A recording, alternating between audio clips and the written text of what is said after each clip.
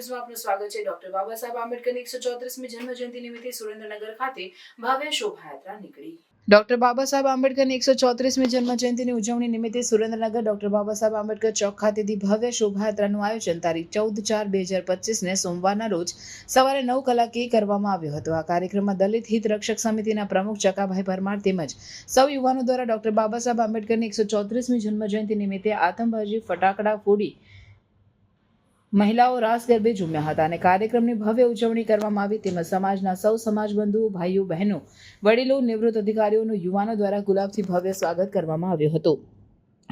તેમજ દેવજીભાઈ પરમાર દ્વારા ઠંડા પીણા શરબતની સેવા આપવામાં આવી। આ પ્રસંગે મનસુખભાઈ પરમાર સમાજના પ્રતિષ્ઠિત આગેવાનો, વડીલો, ભાઈઓ, બહેનો, યુવાનો બહોળી સંખ્યામાં ઉપસ્થિત રહીને ભવ્ય શોભાયાત્રાને સફળ બનાવી હતી।